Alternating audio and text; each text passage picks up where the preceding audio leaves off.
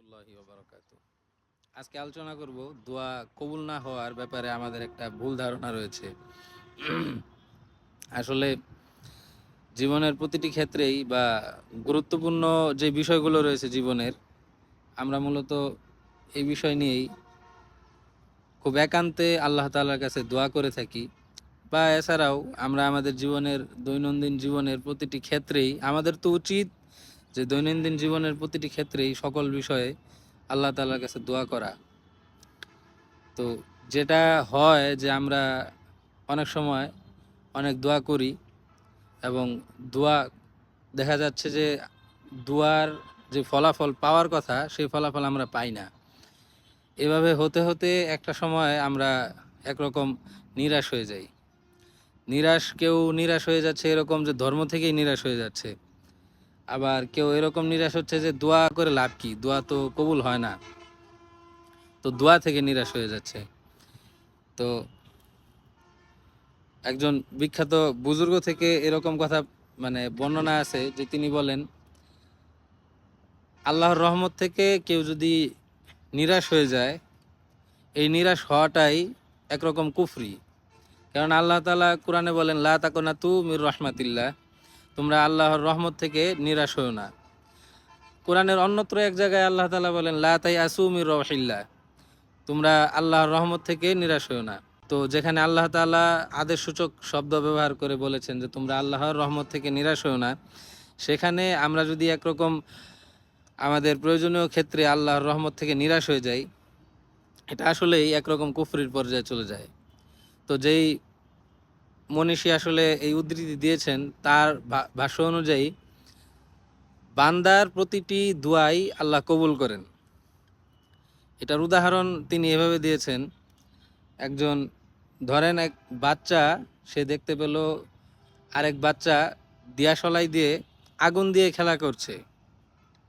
তো আরেক বাচ্চার তা দেখে ভালো লাগলো এবং সে তার বাবার কাছে গিয়ে আর্জি জানালো যে আব্বা, আমাকেও দিয়াশলাই কিনে দাও, আমিও আগুন নিয়ে খেলা করব। এখন বাবা তাকে বোঝাচ্ছে যে এই দিয়াশলাই দিয়ে তুমি খেলা করো না, এটা বিপজ্জনক। তো বাচ্চার তো আর সেই জ্ঞান নেই যে এটা কি বিপদ নাকি, তার কাছে জিনিসটা ভালো লাগছে, সে এই বিষয় নিয়েই মাতামাতি করছে। তো আব্বার কাছে সবসময় সে আর্জি জানাচ্ছে যে আমার এই দিয়াশলাই লাগবে।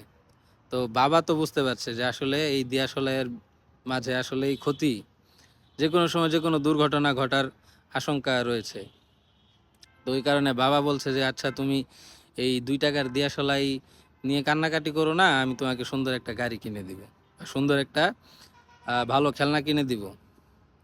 তো তারপরেও বাচ্চা তো সেই আমাদের মতোই বান্দা, নাসর বান্দা, যা আমাদের এটা ভালো লাগছে, আমাদের এইটাই লাগবে, আল্লাহ আমাকে এইটাই দাও।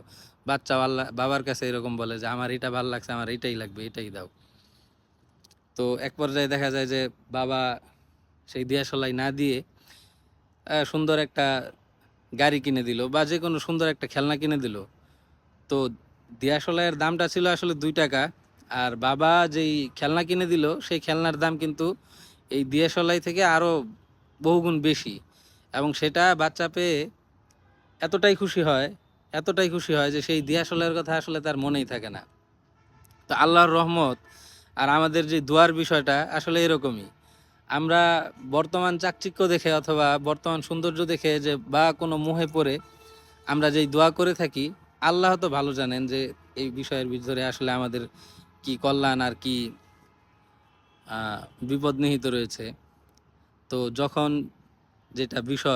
যেটা আমাদের উপকারী, যে দোয়াটা আমি আজকে করতেছি সেই হয়তোবা সেই দোয়াটাই 10 বছর পর্যায়ে প্রতিফলিত হচ্ছে, অথবা তার থেকে ভালো কিছু আমি প্রাকৃতিকভাবে পেয়ে যাচ্ছি, কিন্তু আমরা আসলে এটা এইভাবে অনুভব করি না যে আমার দোয়ার বরকতে অথবা আমার সেই ত্যাগের বিনিময়ে আমি আজকে এই ভালো জিনিস পেয়েছি আল্লাহর পক্ষ থেকেই।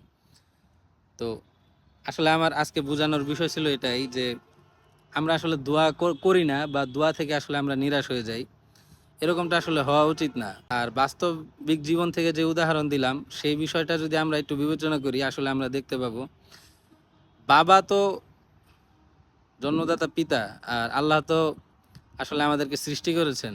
স্বাভাবিকভাবেই বাবার থেকে আমাদের প্রতি দরদ আল্লাহ তাআলার বেশি। আল্লাহই ভালো জানেন আমাদের কোন বিষয়ে কল্যাণ আর কোন বিষয়ে অকল্যাণ নিহিত রয়েছে। এ কারণে আসলে আমরা আমাদের দোয়া থেকে কখনো নিরাশ না হওয়া।